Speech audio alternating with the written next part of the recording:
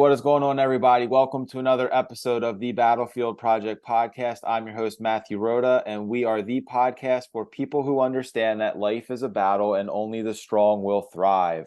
I'm here with my good friend, Greg Michelman, who I'm going to introduce in a moment. But before I do, I'll do the boring introduction here of why I started the podcast and what I ask of all you to do. If you watch this episode and you get any value out of it, please share it with your friends and family. My intent and purpose for doing this podcast is pretty simple. It's to spread massive positive ripple effects in the world. And my way of trying to do that and doing my best to do that is inviting really cool guests on the show who are willing and happy to talk to all of you about some battles that they have experienced in life and how and why they fought their way through those battles. And the reason I do that is because I want everyone out there to know that no one goes through life untouched. Every single human being walking this earth has battles that they have to face. The difference between people who are winning in life and losing in life, the winners fight their way through those battles and they come out stronger on the other side. So I'm blessed to know a lot of really incredible people. Greg is one of those people who are willing to come on the show and share those battles with you, to provide some inspiration to all of you out there that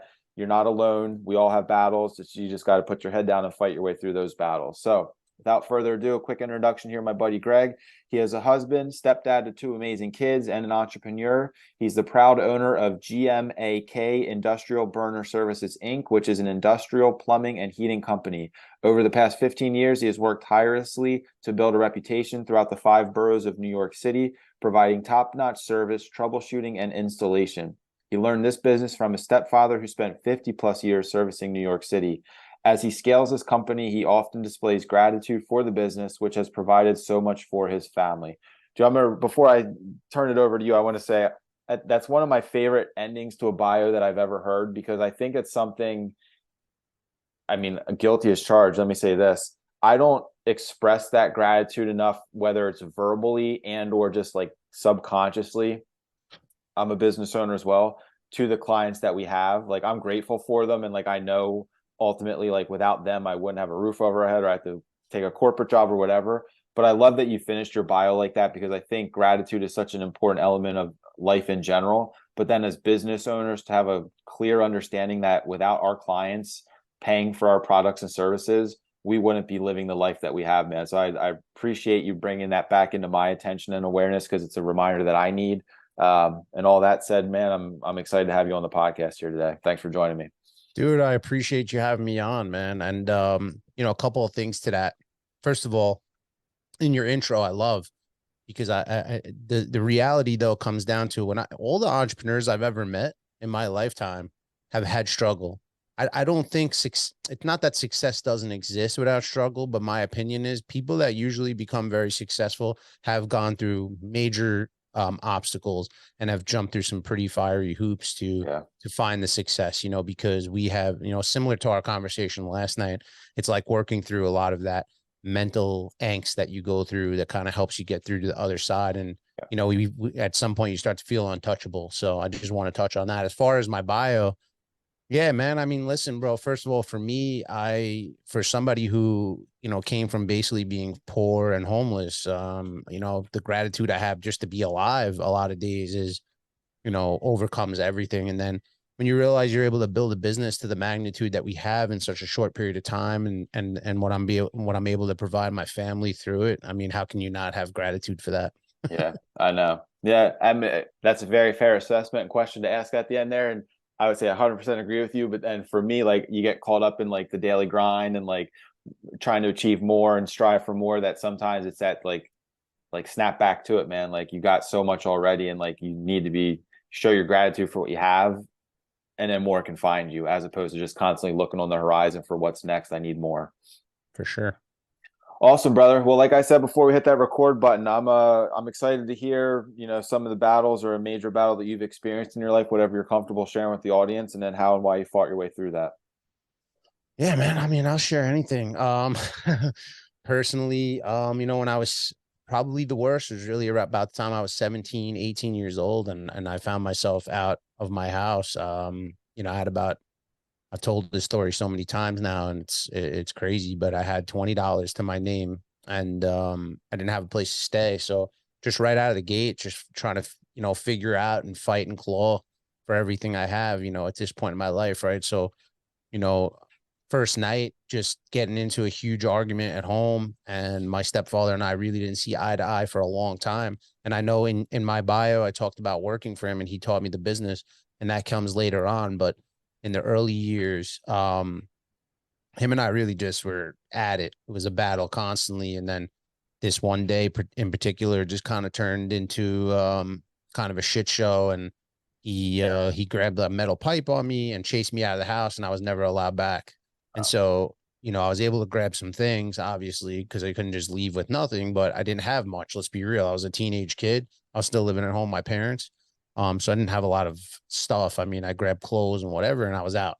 And here I am now, kind of looking at the world and saying, shit, like I thankfully had built some street skills because I had hung out with, I was a street kid. I hung out a lot in the streets, but man, when you're that age and you don't have a pot to piss in and now you're trying to figure out life, like I think about now with my kids and trying to teach them and keep them at home and show them the things they need to know and giving them those skills, getting them ready for that life that's outside for some of us. And I didn't have that opportunity. So, right out of the gate, man, I just scratching and clawing and trying to figure out how to pay bills and stay out of trouble. And, a lot of that was I had to sell drugs. I did a lot of different things that most people don't want to do. Most people probably have never come across in order to survive, and at the end of the day, like that's to me what it was all about. In those early years, from the time I was about 17 to probably till I was about 20 something, my early 20s, I did whatever I had to do. I took side jobs. I did construction. I was doing construction right out of the gate too. I found a decent company, but I was making like $80 cash a day. And I mean, think about $80 cash a day now, bro. Yeah. It blows my freaking mind. Like I don't even know how I survived. And Yeah. obviously inflation wasn't as bad Yeah. Yeah. Yeah. 20 years ago, but still, man, it's like such shitty money. But Pennies. Yeah. yeah, dude. So, just living through that stuff, man. And I mean, there's just so much to it. I mean, I was fighting and I was just getting into shit. And I had, the other thing that's so freaking important, and I talk about it in my book and I talk about it all the time, is that I carried around a lot of anger for a lot of reasons. I mean, I had an absent father, my real father, and my stepfather wasn't much of a parent. I really leaned on my mother, but when my mother remarried, her my stepfather had four kids of his own, and then my mother had me and my brother. So we grew up in a house from the time I was about 8 to the time I was thrown out with 6 kids in the house.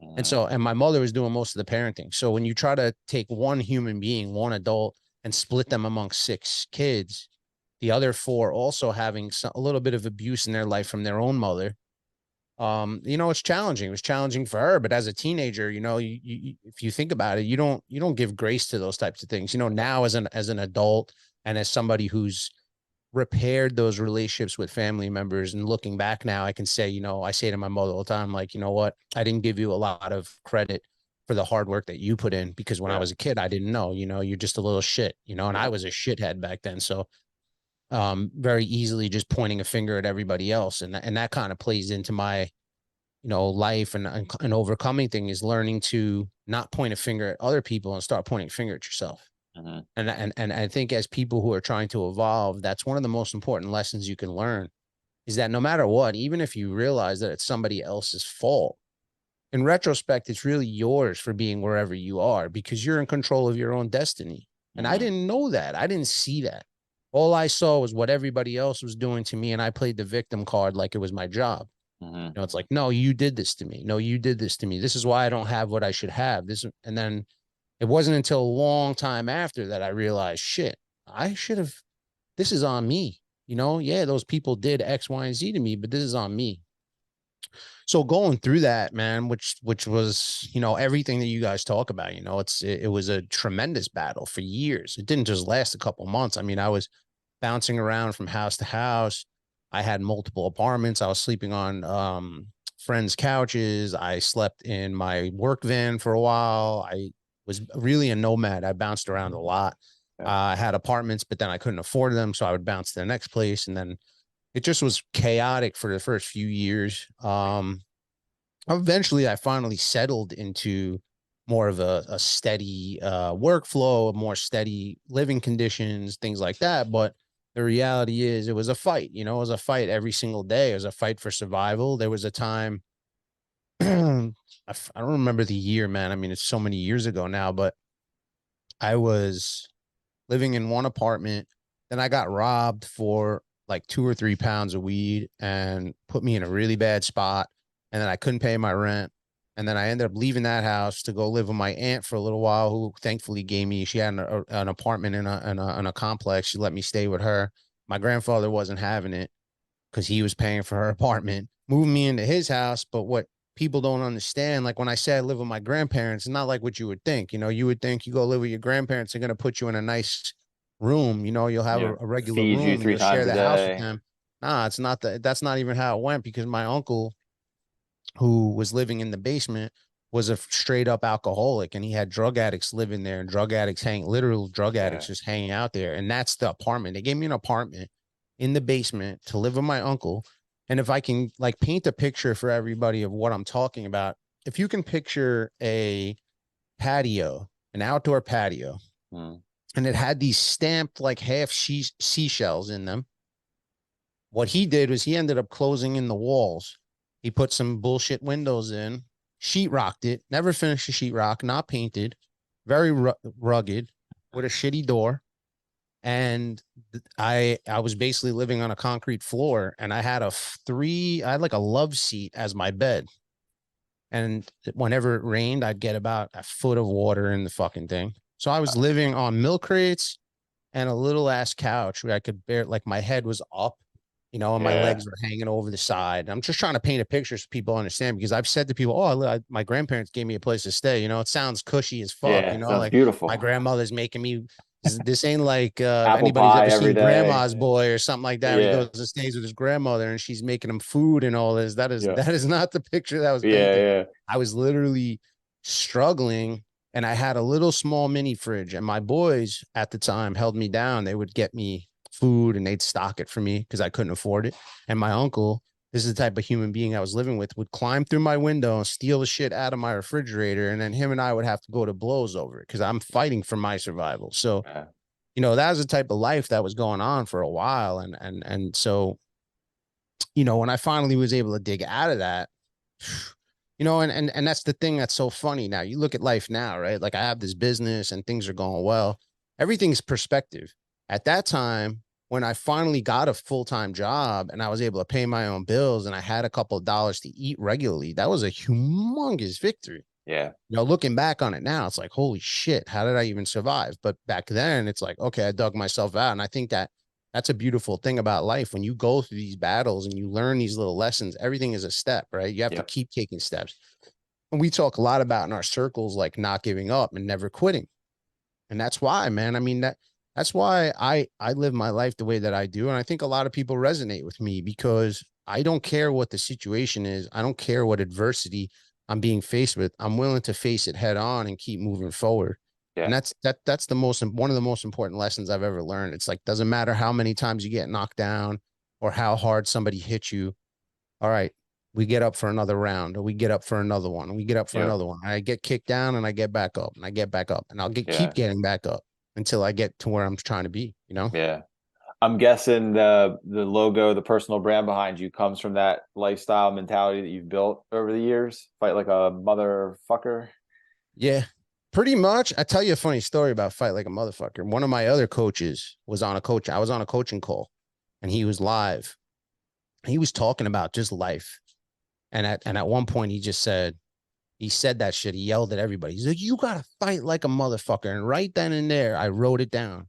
And for the last like few years before I even launched it as a brand, I have it. I like printed it out and cut it out and I taped it. It's Yeah. on my desktop all the time. It's still there now.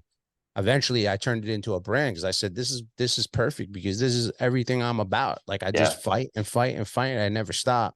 So yeah, I mean that's basically where that came from. I love it. But it encompasses everything that I'm about, and a lot of us, it just resonated so hard with me, and so I just ran with it. Yeah, I love it, man. I'm going to challenge you on something you said earlier because I want to hear your perspective on it when you mentioned it. Because I 100% agree with you when you're talking about pointing the finger to other people and like at some point you got to look in the mirror, point the fingers at yourself and be like, no, I'm the cause of this. I'm in control of like what happens now.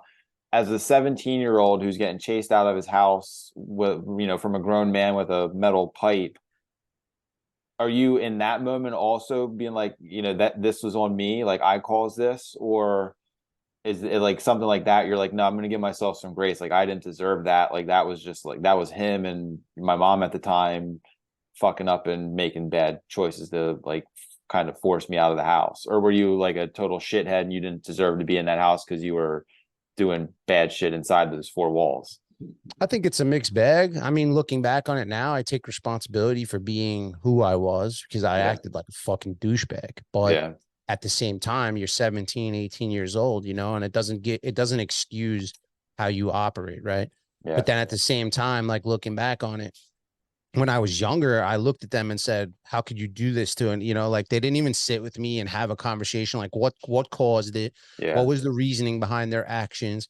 He just flipped on me. I never heard really even to this day. I really don't even 100% know what the reason was that I ended up out.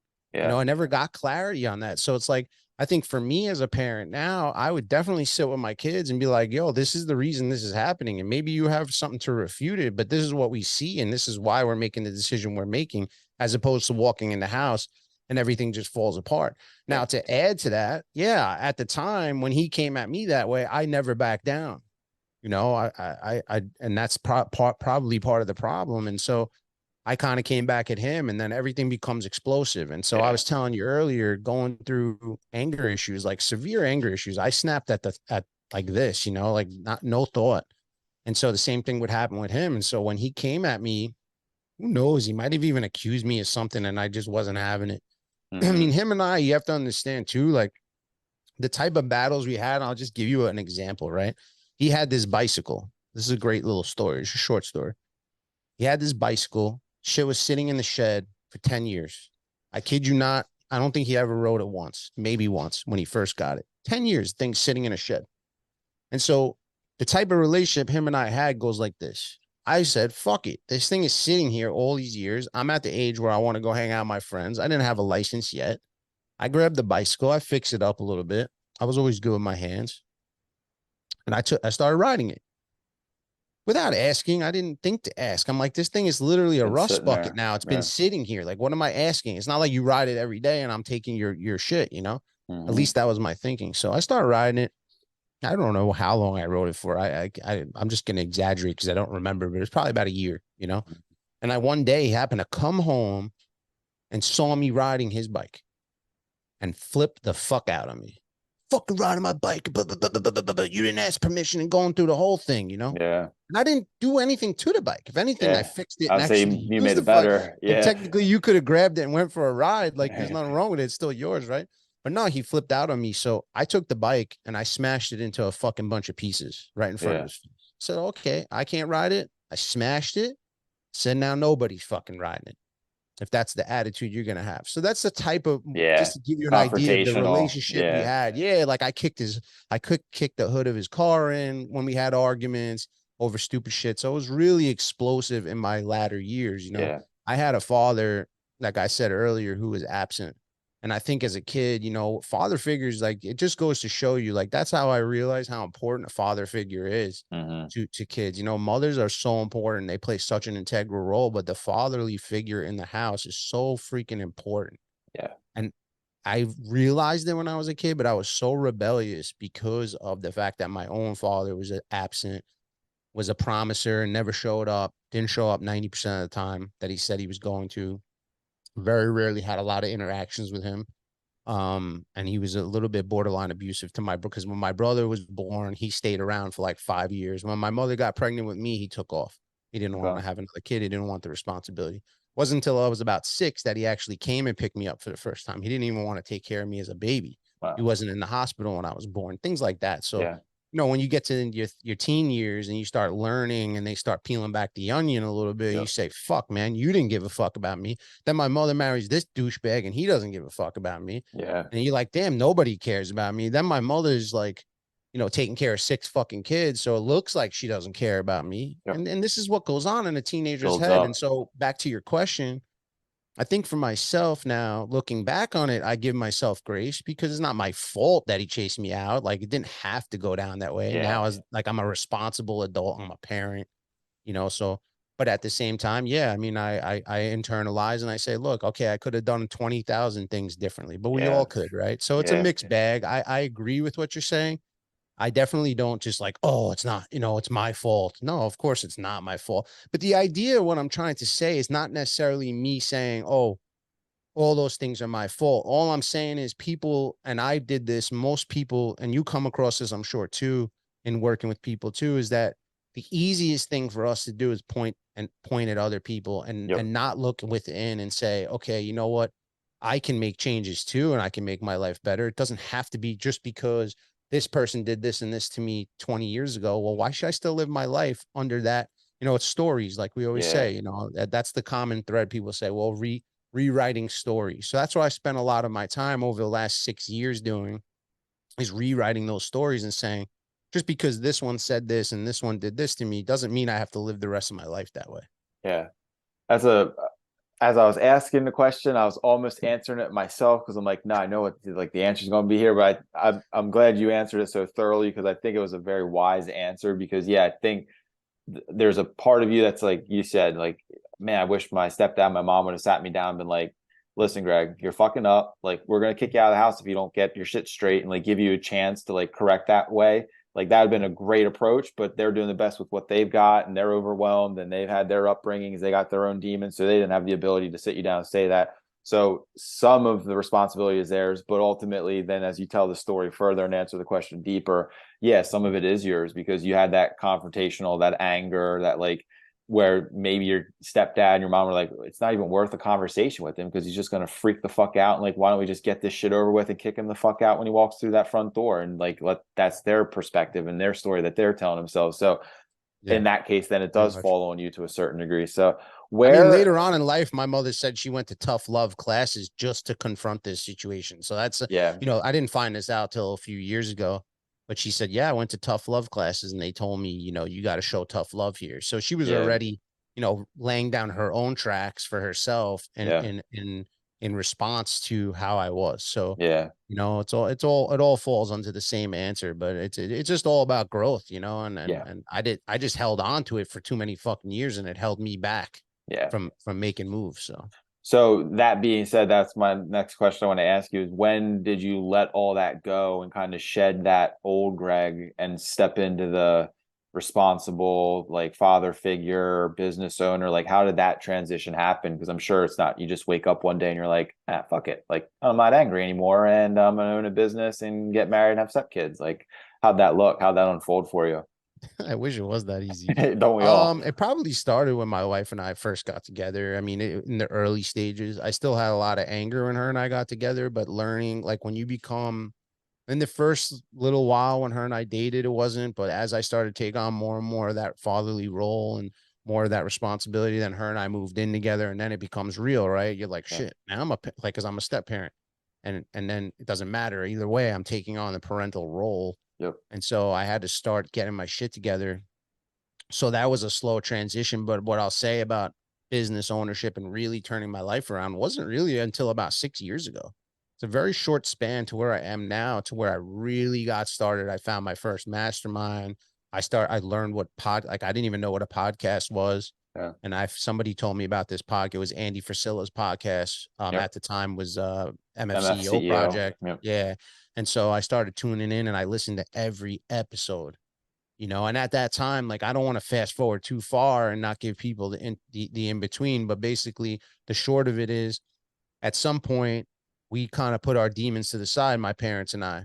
And it reared its ugly head again as I transitioned into business, but I went to work. That's how I got into the plumbing field, is I started working for them. Mm-hmm. And so I learned for a few years with them, and then everything went to shit again. And then I worked for another company and everything was great, but then like my stepfather was getting older and then he saw that I was learning. So he brought me back again. So like I had this seesaw with them in Yeah. business and learned the business from him and then learned the business from another company. But ultimately, somewhere in that time that I was working with him, I started listening to Andy's podcast, because I'm like, well, if I'm going to take over the company, let's say one day, I want to be entrepreneurial Mm, minded and how to run a business. Not, I was always entrepreneurial. Like I always sold drugs, or when I was a kid, I was had lemonade stands. Like I was yep. always thinking money and making moves. But I just didn't know business. I didn't Yeah. understand business. I didn't understand having people under me and all that stuff. So as I started to learn, and then I found my first mastermind, which was the Lion's Den from Sean Okay. Whalen, which I'm still in, but I don't really partake anymore. Um, and it was that point working with him and learning from him that my life completely changed. That was when I really let go, because I, even to that point, I was still holding on to anger. I was still hanging on to all the emotion. I was still hanging on to all the stories I had told myself over years of believing the things that other people were saying about me, and not taking the responsibility, like we were just talking about, and head on, just, conquering. I didn't do it. I was still living in it. So at that time, when I started learning and working with him and working through my shit, and that's with working with, through the problems with my family and cleaning up those relationships, letting people know how I felt, being open about how I felt, but in a very open minded way, not in a closed off way, where so no matter what answers or responses I got from people, it didn't matter, because the reality is none of the exercises that I did were about those people. The Yep. exercises that I was taught were for me. We carry so much in our minds, that one of the greatest lessons he ever taught me, and I still talk about it and I still hold on to it, is that he would give this example, and he'd say, your mind is like a pizza pie. It's so simple, but it's something I never thought about until he said it. Your mind's like a pizza pie. So every slice is some shit you're dealing with. And so if the whole pie is about 100%, every slice would be 5 to 10%. So if you give away 5 to 10% to your mother, 5 to 10% to your dad, and 5 10% to your siblings, and 5 or 10% to somebody else, a lot of people, we go through our life without ever fixing or mending fences. We just deal with it. And then you feel like it's been so long ago that you're just going about your life. You're not even thinking about it, but you don't realize the weight and and what it does to you. So a lot of people are operating at 50% capacity. I was operating at probably 30% capacity, because even though it's not at the forefront of your mind, these things weigh on you.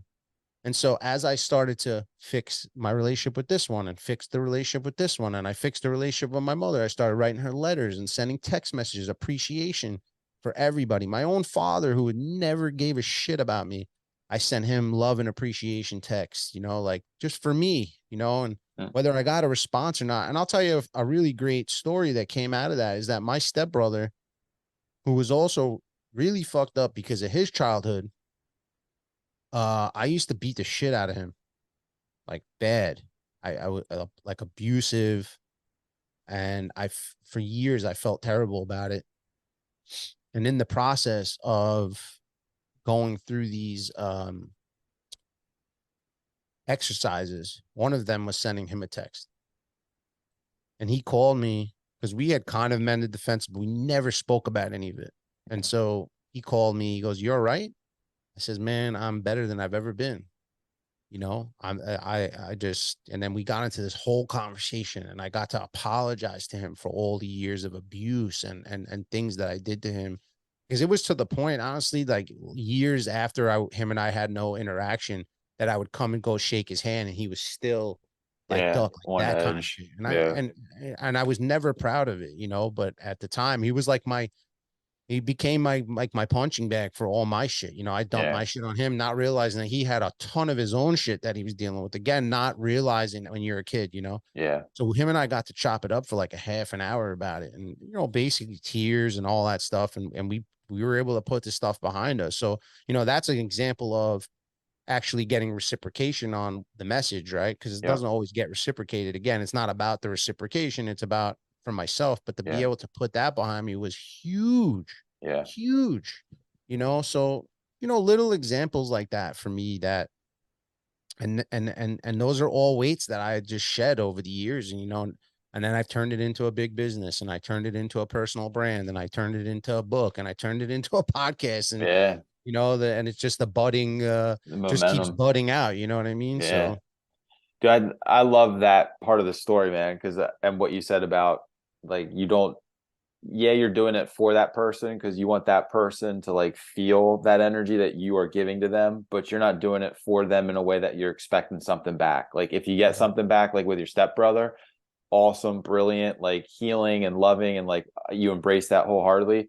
But if you send it to your, your dad who is absent, you never hear back, that's just as good for you because you like internally you gave what you have and you shared what you wanted to share and you put it out there, and now it's up to God, universe, him, whatever, to do with it what they need or want to do with it, but you've done your part. And when you can live that way of like give and serve and be there and love without attaching that to what's the result of it based on what someone gives you back, that's a really powerful position to be in life. And we were talking last night, I think it was you and I, about being calm, like how, calm and like Yep, that. yep, Yeah. yep. And when I our was saying to you, you're always like see yeah, in and the like, and storm, it's like you yeah, keep this calm about you. Yeah. and I think that's it, man. Because like when you can give without expectation and you're not getting pissed off at the world or someone else or a client or whatever because they're not giving back what you expected them to give back, you don't get shaken. Like you just kind of have this like nice still energy about you because you're operating from a position of power, which is I'm doing what I can do and I'm controlling what I can control. And I know my heart is good, my intentions are pure, and I put out what I need to put out there. And whatever happens after that, I can't control it and I'm at peace with that. Like that's a powerful, powerful spot to be in with your own like psyche and mentality and approach into life. I mean, is there really any other way? Because for me, like that was probably how I spent all my life. It's like I would be because I've always been someone to wear my emotions on my sleeve. It doesn't always mean that I was doing the work to fix problems, but I was always somebody that had no problem telling you how I felt. And I still feel that way now. I'm still that same way now. It's just my approach is different, right? Like I'm not coming at you Yeah. from old angry Greg. I'm coming at you with somebody who's thinking clear and level headed and that is just trying to move a process forward. Where in the Yeah. past, you'd be like, like Yeah. I'd be coming at you like Yeah. a beast running Yeah. out of the closet, you know what I mean? And getting crazy. So, but yeah, man, I mean, and it's maturity too, right? Like we have to Yeah. chalk some of this up to maturity. We get older and we Yeah. grow. And, I've heard so many people, it's like once you hit 40, because I hit 40 in December, it's like you get to that point. Like I've heard guys say it on like Instagram reels. I've heard people say it's like, you hit 40, you stop giving a shit about Yeah. you give a shit about the things you need to give a shit about, but the things that you cared when you were in your mid 20s, you almost look back and laugh at it. Like, why did I care so much about shit like that? Yeah. So part of it is just maturity. Yeah. The other part is, this, man. I mean, this shit is hard. I don't care what anybody says. And I'm getting into the coaching space. And I tell people, man, this is not easy. Yeah. It can be if you put the work in, but it took me a good year of consistently calling, texting, sending letters, doing all that work, a year and Yeah. change before I was really able to start shedding stuff. So it does take time, Yeah. but man, is it worth every second, bro? And off of that, I mean, once I gained clarity up top and I was able to eliminate a lot of that negativity, pretty much all of it, from time to time we still have it in our lives, but to Mm-hmm. eliminate most of that has been a blessing. And then it allows me now to move forward and build the life I really want. And that's going Yeah. back to that pizza pie story I was telling you about. That once I put my whole pie back together, man, it's like you're off and running. You know what I mean? And every Yeah. now and again, you have a little piece taken, and then you put the piece back. Yeah. You're not working from, most of the pie's gone. You're like, where the hell are all the slices? You Yeah. put that bitch back together, and now you're able to rock and roll. And Yeah. that's kind of where my life is at now. Why everything springboards. I've heard Andy say it recently. He's like calls it the hockey stick curve Yep. because like your life is like this, and then one day it just starts taking off. Takes And I up. feel like I'm just at the base of that curve because Yep. everything's starting to click. And it's like all these years, 5 or 6 years now of working diligently.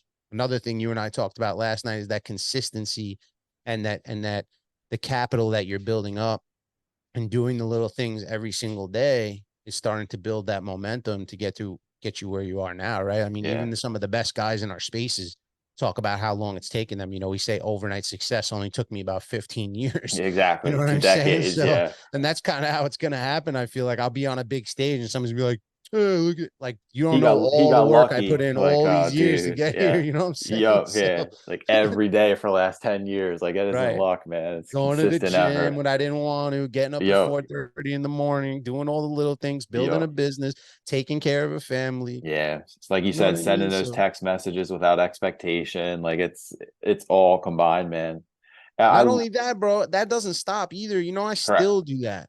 Yeah, You know, I use Facebook for that. I go and I send guys video messages. You know, it's little things like that that keep that space and keep you light on your feet. And I still send appreciation texts to my family and friends and things like that. So yeah, it's an exercise that doesn't stop. You just keep doing it. You just get better at it.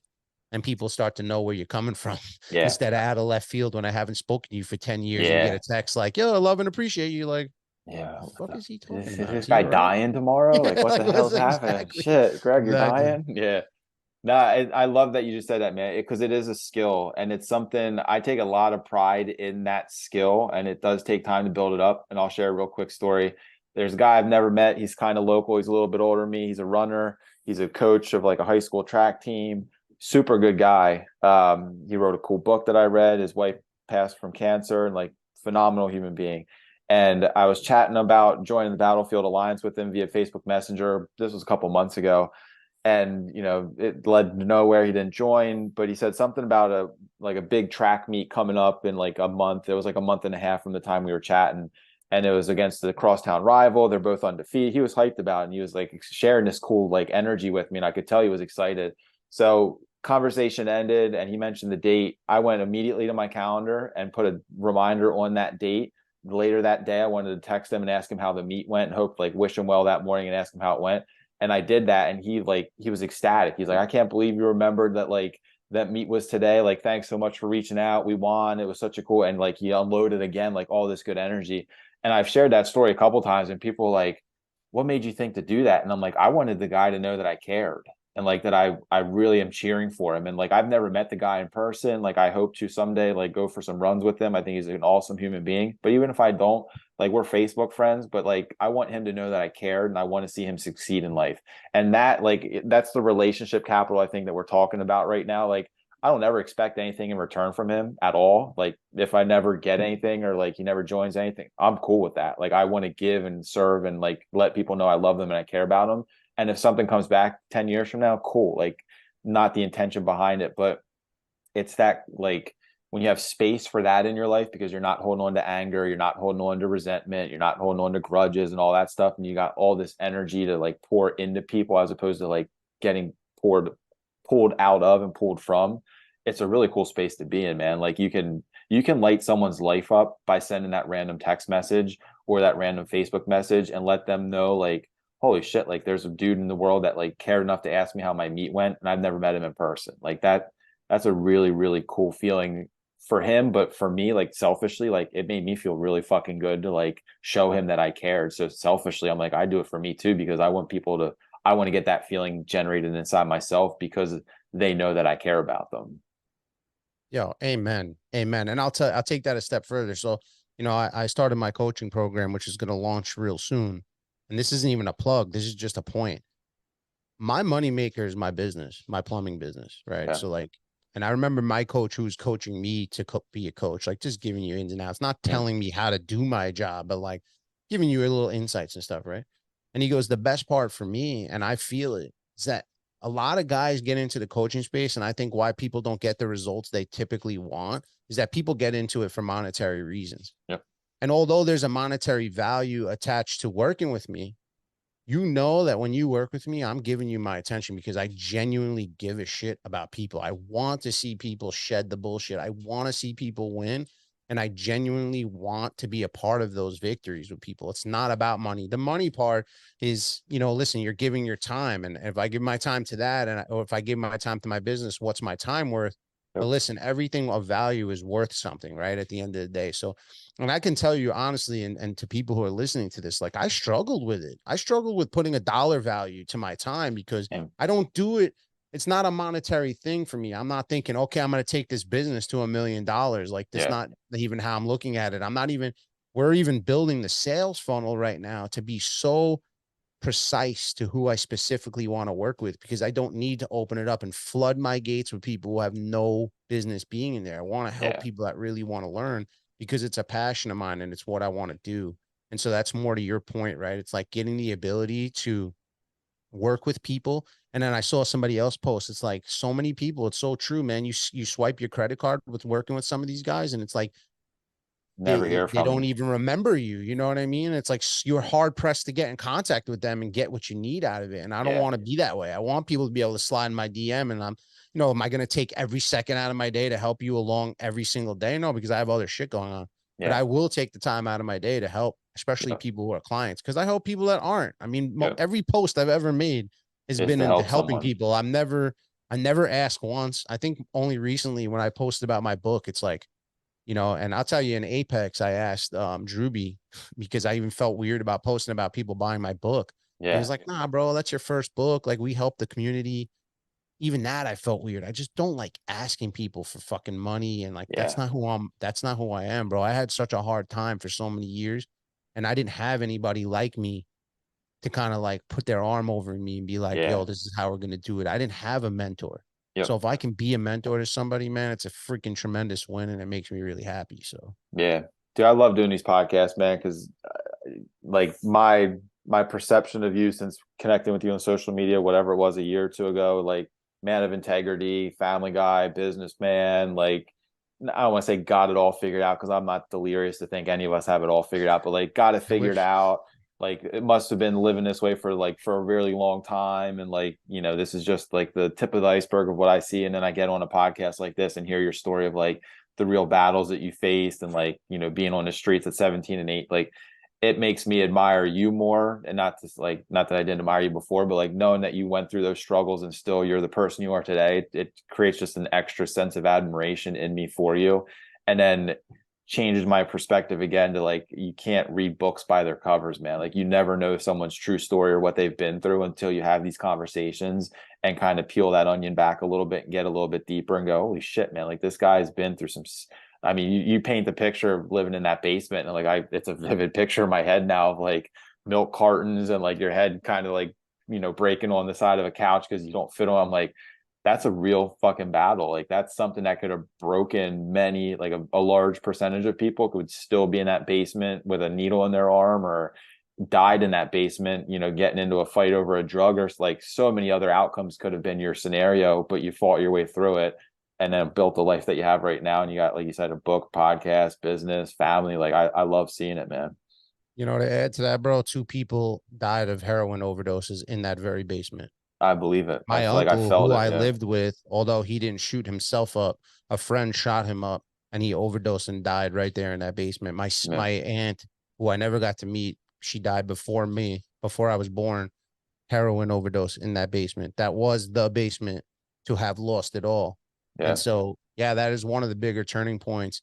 And it's funny too, like just to add to it, because one of the hardest things I've had to deal with lately is that as we elevate and you start leaving people behind a little bit, is the guys that stuck with me through those years that really held me down, really made sure that I never really went hungry 100%. They would bring food and they would bring their time and they would bring some beers and they would bring their joy and the ability to at least hang out with people and keep a positive mindset there.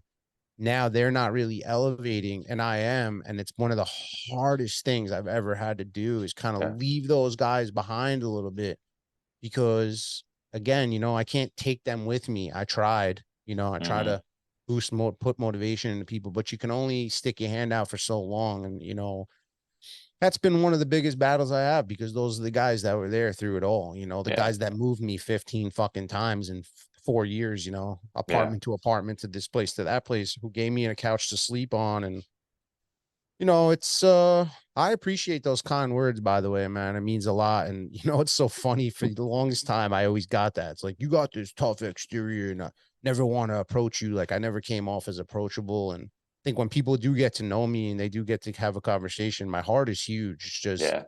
I'm a New Yorker and I have a street thing going, and no matter how, I'm not a small guy either. So like I give off this vibe, like people don't want to talk to me. And then they start talking to me like, yo, I want to fucking hang out with this guy. My wife always tells me, she's like, you have this magnetic personality when people get to know you. And I'm Yeah. like, I never saw it for the longest time, but now I understand what she's saying. So thank Yeah. you for that. I appreciate it. Yeah, man. And to touch on your last point there about the struggle of kind of like shedding some weight and leaving people behind and stuff, I think yes, you'd have to do that, and you do that physically by creating space physically between the two of you and like you and the group.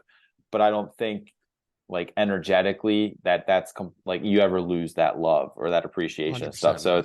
that's because similar, man. Like I had a really strong group of friends that I grew up with through high school, through college, like, did our drugs together, hung out, best friends, and I don't really see them much anymore. And there's a piece of me that sometimes is like, I feel a little bit bad that like I went in this direction. Now I'm living my life, and they're doing well, just like different life and stuff like that. And I'm like, and we're not in touch anymore.